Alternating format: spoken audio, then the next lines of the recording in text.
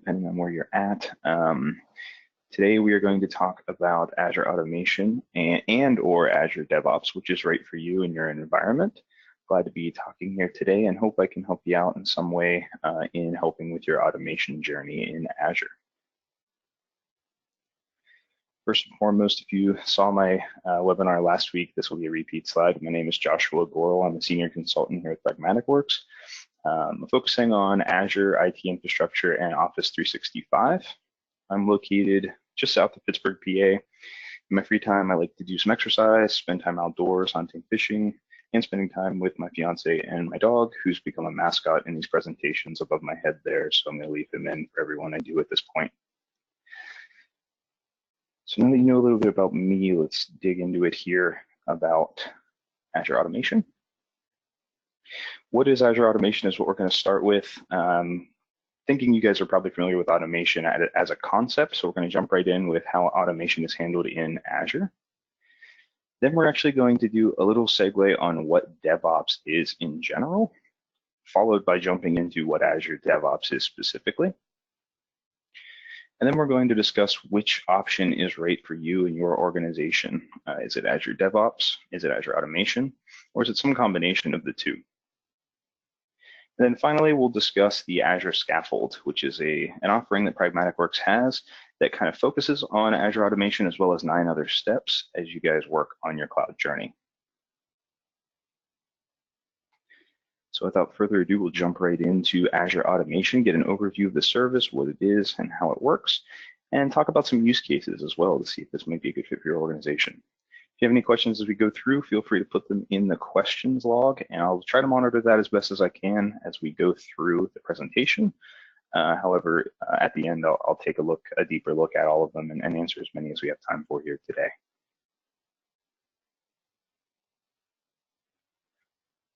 So Azure Automation, it delivers a cloud-based automation and configuration service that provides consistent management across your Azure and your non-Azure environments. So this could be on-prem environments. It doesn't have to be just Azure. It could be another cloud service as well. And it consists of really 3 main areas: process automation, update management, and configuration features. And we'll talk about each one of those in detail in a couple slides. But really what Azure Automation does is it helps you save time and lower your overhead costs. It allows for automating frequent, time-consuming, and especially error-prone cloud management tasks. A lot of things in the cloud tend to be a single click. You might do something you don't intend. Azure Automation kind of eliminates that risk and thus could help lower your operational costs in the cloud, minimizing those mistakes. Second, it allows for update to your Windows and your Linux systems, again, as I mentioned, across your hybrid environments. So you can monitor update compliance in Azure, on-prem, or another cloud platform, both Windows and Linux.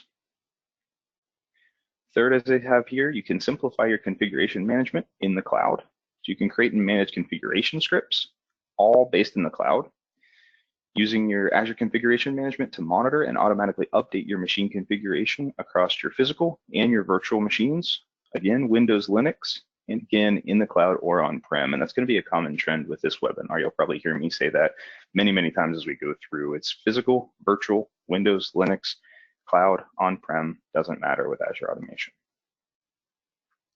Next, you can track inventory and your changes. It provides an inventory of your operating system resources, including your installed applications on those VMs. You can track your changes across the service to promptly investigate issues and turn on diagnostics and alerting to monitor for any unwanted changes on those systems. Next, it allows you to integrate with services that you may not expect. Out of the box, it lets you integrate with PowerShell or Python scripts to, or even graphically create a runbook to automate these tasks. But there's also some third parties you can integrate with Azure Automation we'll talk to in a minute. And finally, you can deliver more reliable services. So as you create these repetitive processes and turn them into runbooks, you can grow your Azure environment or your third-party environment or your on-prem environment and really focus on how the overall process should look rather than how it's going to look from a very detailed technical perspective. So as I promised, we have some Azure Automation use cases. First and foremost, you can build or deploy your resources. You can deploy VMs across your hybrid environment, Azure or on-prem, using runbooks and ARM templates or Azure Resource Manager templates if you're not familiar. You can also integrate this into development tools like Jenkins or Azure DevOps, which we'll have a whole section on after this section here. Next, you can configure your VMs, fine-tune VM settings in Windows or Linux, again, in the cloud or on-premise. That way you don't have to go in as a follow-up. Once you build your resources to configure them as you want, you can automate this step very easily. Third is monitor, so you can identify changes on machines that are causing potential issues and remediate or escalate them to your management system of your choice. Next, we have protection. You can quarantine your VM if a security alert is raised. If you notice there's something going on with that specific VM, you could do things like automatically move it to another VNet, modify the RBAC model, shut down some access to that at-risk VM, or just shut down the VM altogether to minimize the spread. And last, we have govern. So you can set up role-based access control or RBAC control automatically without manual input from your IT staff. So when you create a new VM, or you can build a new VM first and foremost, configure that VM automatically, monitor that VM, protect that VM, and then finally govern that VM all automatically with scripts rather than having to do that through the Azure GUI itself.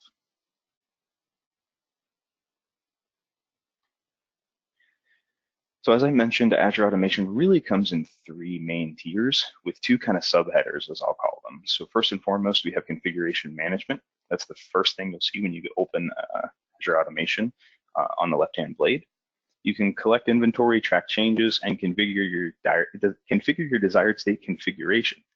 And we'll dive a little bit more deep into configuration management in the next slide, and we'll dive deeper into each one of these steps as well. Next is update management, where you can assess compliance and schedule your update installation.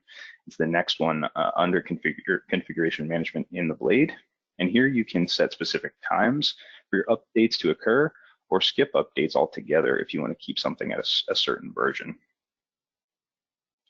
And finally, we have process automation, where you can orchestrate processes using graphical, PowerShell, or Python runbooks. And the two kind of subheaders I have here are the shared capabilities across all of these. We already talked about RBAC, role-based access control, obviously, is at every step. Scheduling the automation tasks, all of the shared modules, which we'll get into in a second. Source control, which is huge, keeping track of the source control of all of your automation scripts.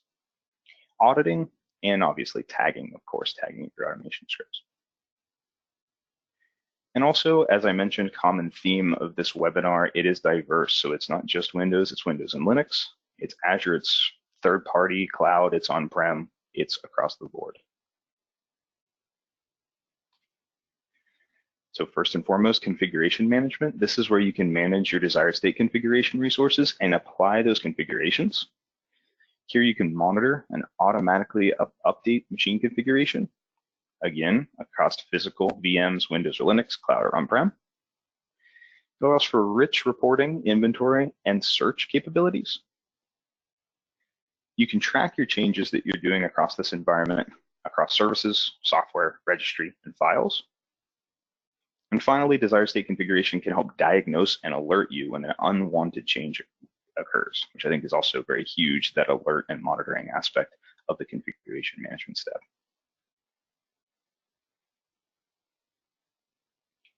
Right under that in the blade, you'll see update management. So with update management, you can update Windows and Linux systems across your hybrid environment. That visibility, that single pane of glass, is across Azure on-prem and other clouds. So you don't have to go to multiple places to make sure your update management is compliant. You can just look through here in one single pane of glass. You have the ability to exclude updates from a deployment as well. If you notice there's an update that maybe doesn't play well with your systems you have, you can exclude that update very easily in Portal. And finally, you can schedule your deployments to orchestrate the installation of updates within a defined maintenance window. So maybe you only want your updates to run between 2 and 4 a.m. You can script it that way with update management.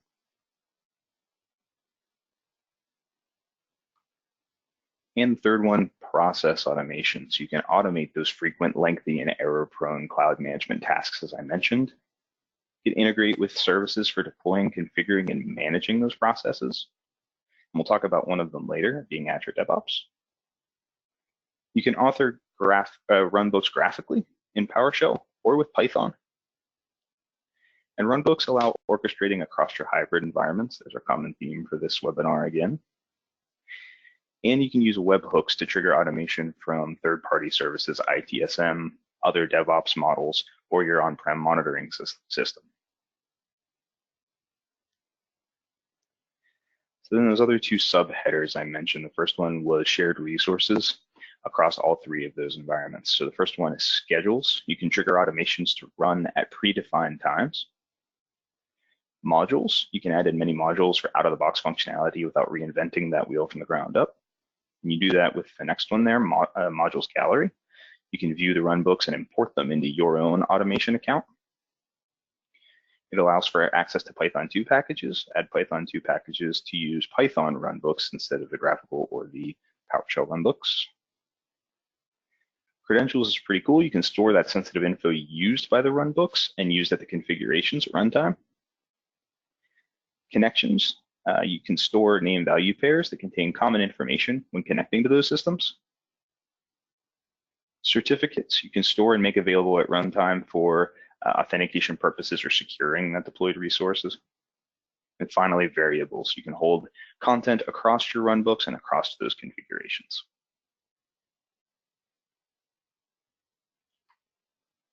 And this would be the slide I'd put a big star on for the common trend of Azure Automation. It's diverse, right? So it works in Windows, it works in Linux, it works in Azure, it works in a third-party cloud, it works on-prem. You have source control integrations. You can integrate source control, which promotes configuration as code, which we'll come back to that concept towards the end of this presentation. You have role-based access control possibilities across all of the three headers that I mentioned. So you can control the access to that automation account and the resources it controls. Make sure the people that should have access to that automation account does have access to that automation account, but there's not too much access. And finally, you have access to the automation community gallery. So runbooks and modules to get started as you're integrating and authoring your processes to modify them to fit your own needs.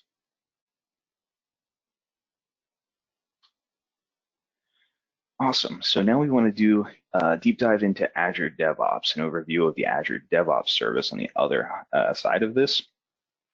Before we dive deep into what Azure DevOps is, for those who may or may not know, we're going to dive into what DevOps is as a process in general.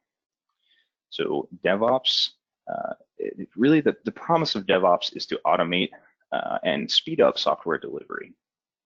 So it unifies people, processes, and technologies across your development teams and your IT teams to automate and increase software delivery speeds. Your development teams, your IT operations teams, quality engineering, security, if you have a monitoring team, all of these teams work closely together with DevOps to promote that speedy software delivery.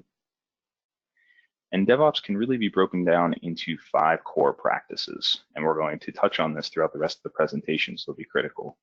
First is planning and tracking. You need to make sure you plan your development process and also track what stage it's in. Development, that's where kind of the rubber meets the road. You're actually doing development or some sort of coding. Build and test, making sure that your code builds correctly, and then also test it thoroughly to make sure it's not going to do anything unexpected. Fourth is delivery. So how are you going to deliver that to your end users, be it customers or your employees? And finally, monitoring and operations. You need to monitor this code, this process, to make sure that it's running efficiently, and also manage any operational tasks like adding access, removing access, etc. So here's kind of what that looks like in a visual format. So we talked about plan and tracking, identifying and tracking that work visually, if possible, with project boards and Agile. That way stakeholders have a clear insight into development team's capacity and can better plan and prioritize tasks. Then we talked about development, so writing the code. You would prefer to use a modern version control system to integrate continuously and safely into that master branch. Next, as I mentioned, build and test. So checking in code, you'd like it to maybe kick off an automated build process where that code is tested, validated, ensuring that bugs are caught early in development when it's fresh in your developer's mind. And this process of automating build and test is called continuous integration, or CI, and we'll come to that concept a couple times in the future slides. As a result of that, a production deployable artifact is the result of that successful build and integration, which then enables CD, or continuous delivery, which is the ability to deploy into production at any time. That'll be an important concept moving forward as well. Then we talked about deployment. So once that's tested and validated, you want that change to be deployable into production so your users can actually interact with that change. And using that continuous delivery mindset, that final deployment to production is usually a manually controlled business decision to make sure, yes, I'm ready to move into production. And finally, monitor and operating. So once live into production, you want to monitor that system and the information and make sure your app performance is good, usage patterns is expected, and making sure that your infrastructure is up to speed to handle all of that workload.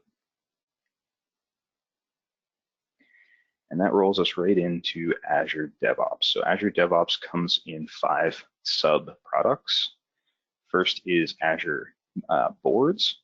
Azure Boards delivers a suite of agile tools to support planning and tracking.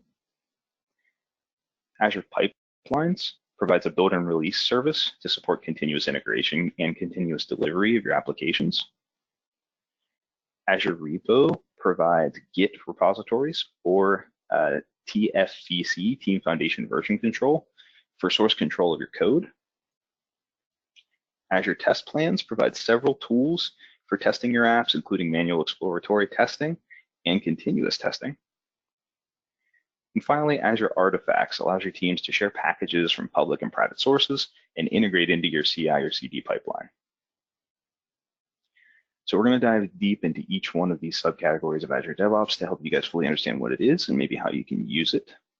But first, we're going to look at how that fits into the 5 steps of DevOps as a whole. So plan and track, develop, build, test, deploy, monitor, and operate. And the answer really is it fits in every area. So boards, artifacts, repos, pipelines, test plans, they fit everywhere. But on this slide, I highlighted the ones that are kind of key players in each one of the 5 steps. So with plan and tracking, you're really focusing on the boards. Obviously, the artifacts may come in handy, but the board is really where the rubber meets the road there. You're planning in Azure Boards, as we'll talk about in a couple slides. Next, we have develop. You need to use Azure Boards to see what you're developing, keep track of your stories, etc. And your Azure Repo is where you're going to be storing all of that code. And as I mentioned here, a little box on the side, you can use Visual Studio to integrate with Azure DevOps, and it integrates seamlessly all of your user stories and your boards, your repos. It connects very, very seamlessly. Next, we have build and test. Obviously, pipeline is going to be huge there, repo to get the code, and then test plan, of course. Your test plan is really where you're going to do a lot of the testing in the build and test phase. Next is deploy. Obviously, pipeline is important there to deploy to the systems that are going to be hosting the production workload, repo to get the code. And finally, monitor and operating. You're going to really rely on the Azure board there as well, making sure that bugs or performance issues get logged in Azure boards so you can keep track of what's going on in, again, a single pane of glass. So next, let's talk about each one of these Azure boards, Azure artifacts, Azure repos, test plans. Let's talk about boards first, as it's the first one on the list there. So Azure Boards allows you to deliver value to users faster using proven agile tools to plan, track, and discuss work across your teams. This is really where the planning phase happens. You are connected from the idea to the release. So again, as I mentioned in the previous slide, boards are important all the way through the DevOps process. It's connected from when you have an idea to the eventual release of that idea. You can track your ideas at every development stage and keep teams aligned with code changes linked directly to those work items. It's also Scrum ready. A lot of corporations are moving that way, so it's built in Scrum Boards, planning tools to help teams run sprints, stand-ups, and planning meetings. And it's also built for insights. Gain insights into the health and the status of your project with powerful analytics tools and dashboard widgets, which I have a screenshot here in the next slide. So this is an overview of what Azure Boards looks like for those who may not have seen it. You can see there's a list of cards that are separated into different statuses. New, active, staging, and deployed is what they have here, and we'll talk about the workflow and how you can modify that. So you have simple and modern agile tools like Scrum Boards, backlogs, and also dashboards. So you can customize these dashboards with tailored views of your data. You can configure the layout that makes sense for you and your team and easily monitor progress throughout the life cycle of your project.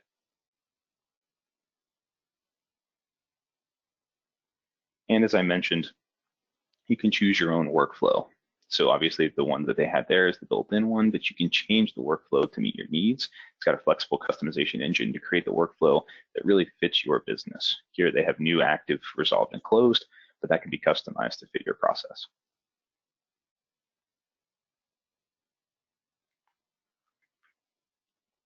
Next, we're going to talk about Azure Pipelines, which allows for build, test, and deploy with CI/CD that works in any language, any platform, and any cloud.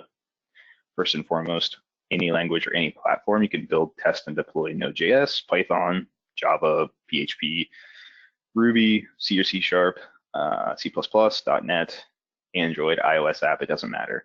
And you can run in parallel on Linux, macOS, Windows, whichever you want. You have containers, Kubernetes. You can easily build and push images to container registries like Docker Hub or Azure Container Registry. It's extensible. You can explore and implement a wide range of community-built build, test, and deployment tasks with hundreds of extensions. We'll talk about a couple of them in a minute. You can deploy to any cloud. So you can implement your continuous delivery of your software to any cloud, not just Azure. It's open source to ensure fast continuous integration and continuous delivery pipelines for every open source project. And there's a number of advanced features we'll talk about as well. So you take advantage of easy build chaining and multi-phased builds.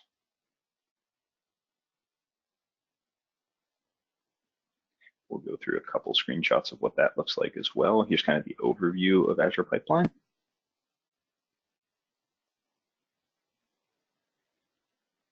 There's a number of powerful built-in and customizable workflows with native container support.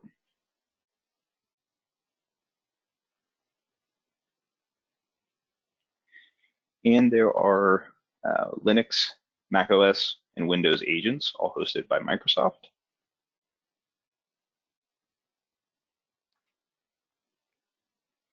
And you can deploy to VMs, Azure Functions, Azure Web Apps, or to any cloud. You can use stages, gates, approvals to create a deployment strategy that's really right for you and your organization and ensure that quality at every step.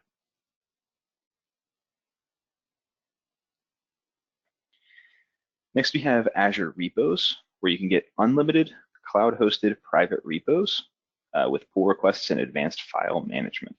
So support for any Git client, securely connect with and push code to Git repos from any IDE, any editor, or any Git client. There are webhooks and API integrations that allow you to add validations, extensions from the marketplace, or build your own using webhooks and those REST API integrations. You also have a semantic code search to quickly find what you're looking for with code-aware search that understands classes and variables and things like that.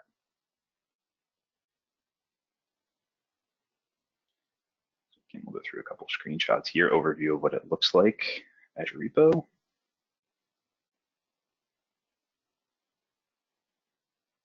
You can collaborate to build better code, perform effective Git code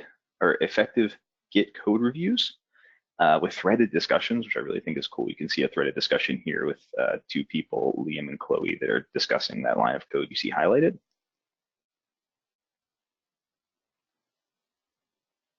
You can automate with built-in continuous integration or continuous delivery to automatically trigger builds, tests, and deployments.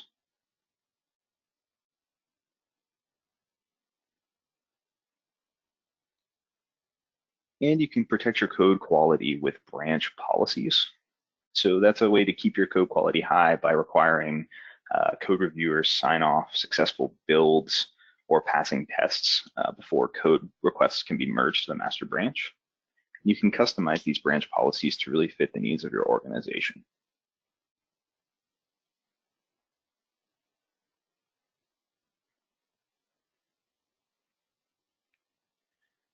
Next, we have Azure test plans. So testing and shipping code with confidence using manual and exploratory testing tools.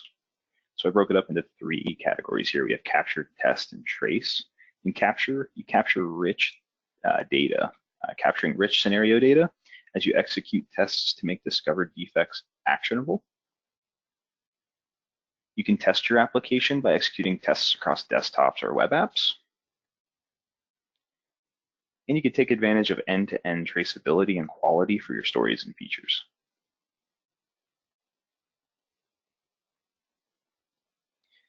The overview of what test plan looks like, you'll notice it's very graphical, so you can get kind of a single pane of glass of what your application looks like from a test perspective. You can plan, execute, and track scripted tests with actionable defects and end-to-end traceability.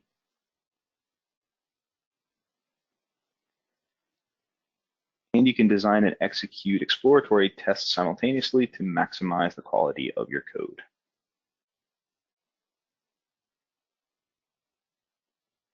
And notice here in the screen, the last little circle there is created bug, and that's where it integrates back into the Azure board and where that's really important. So it will automatically create that bug for you and then link it to this test plan.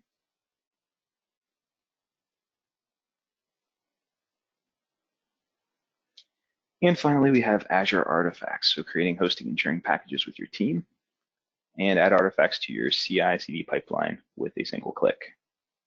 So here we have share, manage, and add. You can share code efficiently across small teams or gigantic enterprises. Next, we have managing packages of all types, including NPM, NuGet, Python. And you can add packages to the pipeline. You share your packages, use built-in CI/CD, versioning, tests, etc.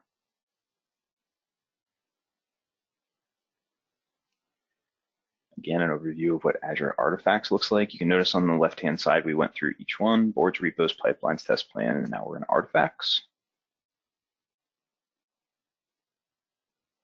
You can keep your artifacts organized, sharing your code effortlessly by storing Maven, NPM, NuGet, Python packages.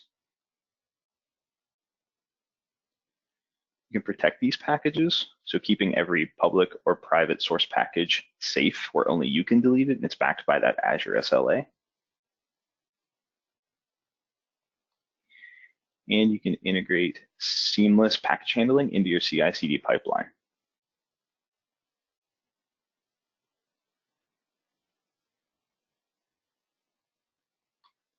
And of course, again, with the common theme of this webinar, you can discover flexible integrations. It's not just limited to the Microsoft world here. You can integrate with things like Slack, Docker, obviously, GitHub, and Azure. There's hundreds of integrations already built into the marketplace, already built for you. And if there's any more that you need to integrate with, or you have your own on-prem tool you want to integrate with, there's that REST API you can utilize.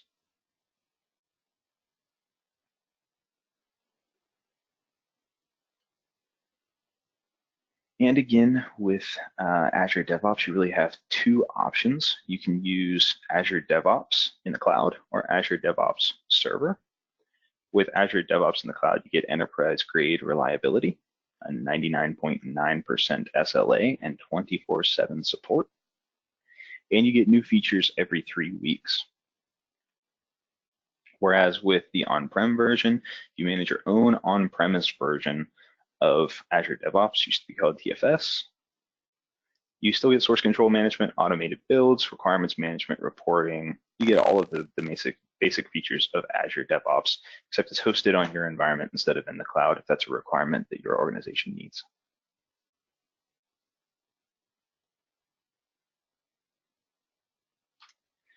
So finally, which is right for me, deciding between automation and DevOps. We're going to spend a good bit of time on this. Then we have the scaffold left, and then I want to leave a decent bit of time for any questions that you guys may have in the poll.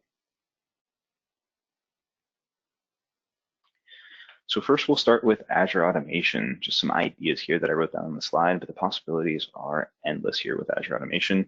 Azure Automation really focuses on an infrastructure perspective, so an infrastructure mindset, managing your infrastructure in Azure or your third-party cloud, or even on your own environments. You can incorporate with ARM templates, so you can get ARM templates built up for deployment of your Azure resources and deploy them with Azure Automation. Another use case example would be adding users to your Active Directory. So if you want to automate adding users to your Active Directory with a specific set of requirements, variables, etc., you can do that with Azure Automation. Connecting to other systems, like I mentioned, it doesn't just have to be Azure. It can connect to another hybrid solution you have, or it could connect to your on-prem environment as well. Azure Resource Management is a great use case for Azure Automation, so ensuring that all of your VMs are provisioned the same way, all of your VMs are configured the same way. Not only VMs, though, this is just an example that I picked. You could do this with any Azure resource. So maybe you want to make sure all of your SQL databases are created the same way, or your data lakes or your data warehouses. You can create them in Azure Automation and then configure them with Azure Automation as well to ensure they're consistent across the environment. Everything I just said is exactly true as well for your on-prem resource or your third-party cloud service. Deploying VMs, your data lakes, your data warehouses, your SQL, all of those things that I just mentioned, both the setting up of that resource and configuring that resource is possible from an on-prem or third-party cloud service perspective as well. Next, we have managing SQL. So if you want to manage adding users to your SQL environment with Azure Automation, that's definitely a possibility. Start or stopping dev machines, I like that one. So you can automate the start and stop of your dev machines based on your software development lifecycle. Save you some cost by stopping them when maybe test machines aren't being used or dev machines aren't being used. And finally, processing alerts. So if you get an alert with Azure Monitor, for instance, maybe you want to start an Azure Automation script that does a certain task. So if you have an application running on a web app or a VM, maybe you want to make that a beefier VM or a beefier web app to handle kind of an increased load. But then likewise, once that load is lowered, you'll then want to use an automation script to revert that back to right-size your environment and make your costs more efficient.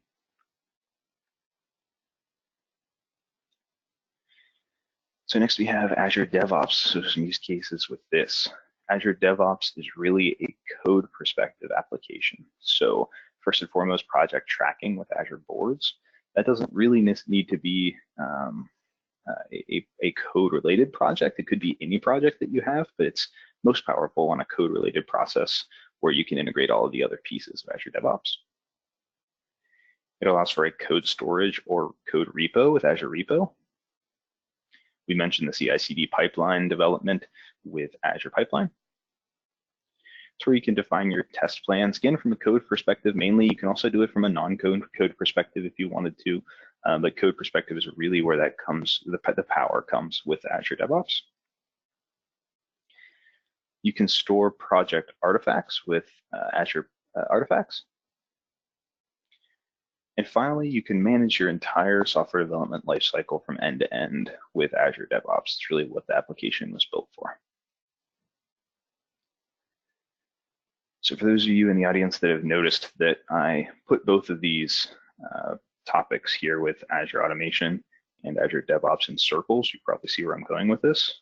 So the real power, I think, in the title of this webinar is Azure Automation or Azure DevOps.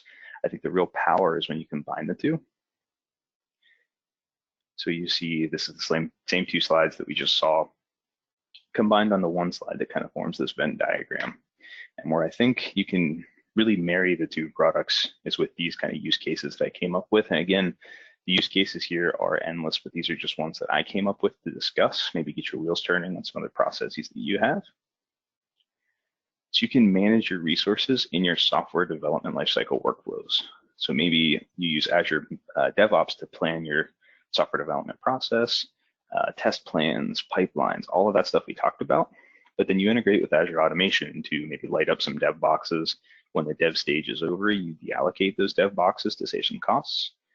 When your test plan's going on, you light up some test machines in Azure, deallocate them again when that process is done. You can use both of these products to kind of marry the software development lifecycle as a whole.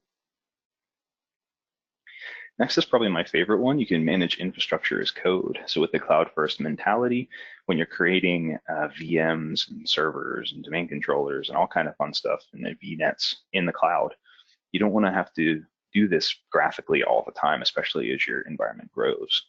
So the infrastructure as code methodology is really picking up in the environment. And you're going to need a place to store that code. You're going to need a place to manage that code. You're going to need a place to test that code. And a great place to do that is Azure DevOps. Store your infrastructure as code in Azure DevOps as a project, and you can use that code with Azure Automation. Next, we have managing projects with any sort of code or script or anything like that. So any sort of code, any sort of script, PowerShell scripts, for instance, is a good example. You can manage them in Azure DevOps, but then use them with Azure Automation. And you can centralize your dashboard and alerting environment. So if you get an alert, like I mentioned before, and you use Azure Automation to expand the virtual machine capability, maybe you want to create a card in your board on that project that says that that happened.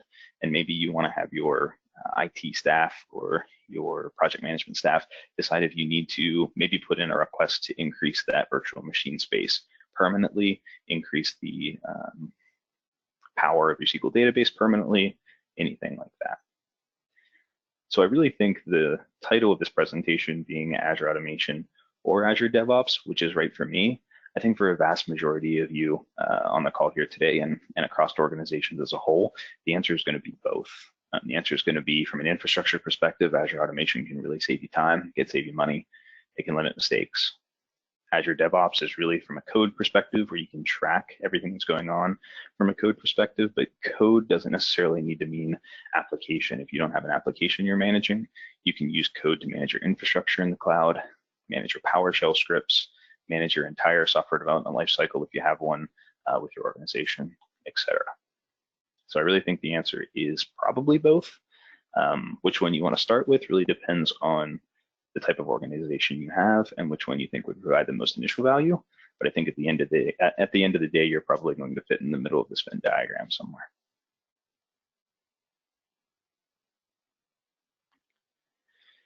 And that was my presentation on Azure DevOps and Azure Automation. And you can see it is step 9 of the Azure Scaffold engagement that Pragmatic Works likes to have, and likes to offer.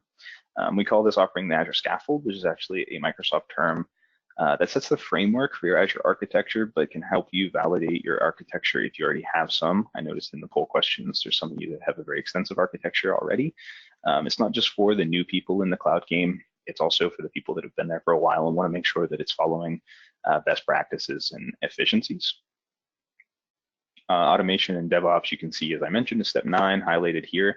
And everything that's in dark blue, as you see here, kind of forms the bottom half of this. It has already had a webinar on it, so you can go back in our history. Last week we did identity and access. I did one on monitor and alerting. One of my colleagues did cost management. Another one of my colleagues did core network. So there's already webinars on all of those. I'll just go over real quick at a high level of what we do with each one of these steps. With governance, we really build the foundation. That's on the one that we validate if you already have it, or if you don't. We see how things should be defined from a hierarchy perspective leading into step 2, organizing your Azure environment into things like subscriptions, resource groups, management groups, your tagging model, everything like that. Step 3 is your naming standards, which sounds small, but is really huge. Making sure your naming is consistent across your hybrid environment if you have it, making sure that you're not getting confused with on-prem resources or cloud resources, and then also just naming your resources in Azure. What are you going to name them? Are you going to include the resource type? Are you going to include the resource group? Are you going to include the region if you're a global company? All of those things need to be taken into account with naming standards. 4 is policy and initiatives, so managing your risk and enforcing rules. Maybe you want a level 1 IT person in your organization to be able to go up to a certain tier in VM creation, whereas a more senior resource can allocate more beefy or expensive VM types. All of that can be handled with the policy and initiatives. Step 5 is identity and access, one we did last week, so controlling access to your Azure environment. Step 6 is security, so protecting your Azure resources.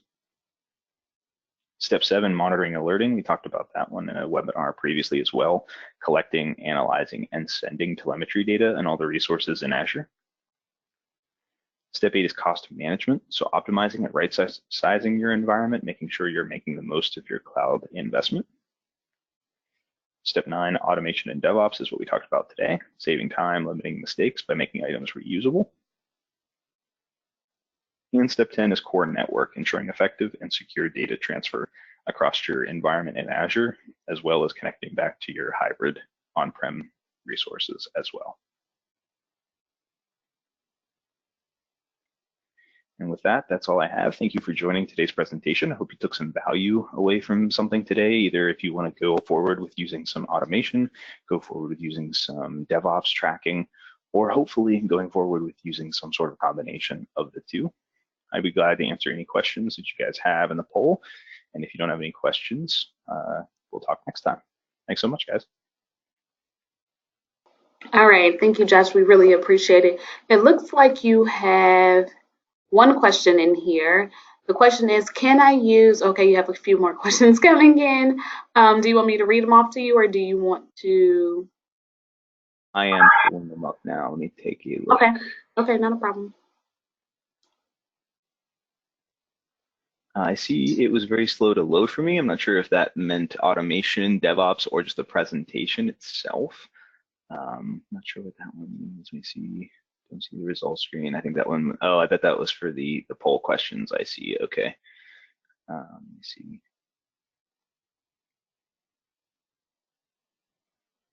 So one of the questions in here was, can I use one account to run the jobs across different subscriptions and different regions in Azure Automation? The answer is you can, although from a best practice perspective, you may want to break those up. So different subscriptions, and this is a really good question that would be answered, if I can go back a slide here, in the hierarchy definition step of the Azure Scaffold. There's many reasons you would break up a subscription, many reasons you'd break up a region, of course. And kind of step 2 is where we would talk about things like that. So notice all of these things in Azure Scaffold are connected. To answer that question, I don't want to give the consultant answer, but it really depends. It depends on how your environment's set up. You may want to have different Azure Automation accounts for chargeback reasons. So maybe you want to automate processes for an IT perspective and charge it to the IT team. You want to automate processes from an application perspective, the infrastructure that runs your applications, I should say. And if you want to charge that back to a separate team, it might make sense to make multiple Azure Automation subscriptions or Azure subscriptions in general to track that cost. So that one really depends on how your environment's set up, and I'd love to talk to you more about that offline if you want to.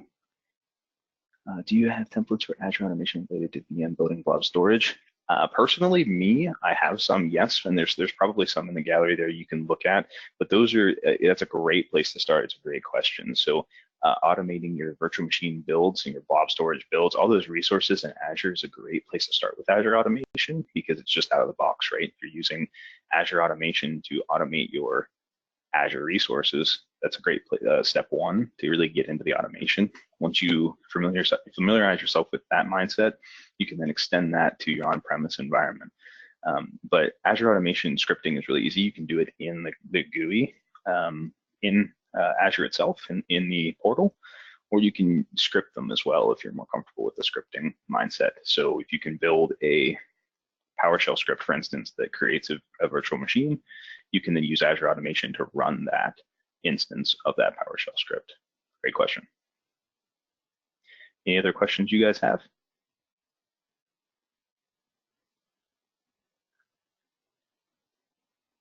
Okay, I don't see any coming through. I'll hang on for a minute too. I'll pass it back over to you, Crystal. But if you guys have any other questions, feel free to reach out to me or Crystal or anybody from Pragmatic Works here. I'd be glad to talk more, especially about the scaffold. It really incorporates all of these things. And like I mentioned to the person that answered that question, great question, by the way, these things really go hand in hand. And I think the scaffold really will help you guys understand how that goes hand in hand. And that's what we've been trying to do with this webinar series, see how things kind of link and talk to one another.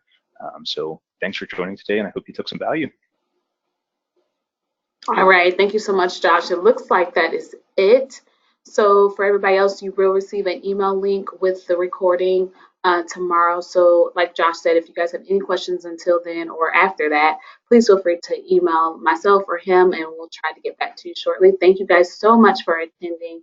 And Josh, thank you so much for hosting. We really appreciate it. Absolutely. Thanks, everyone. Have a good rest of your day. Absolutely. Bye-bye.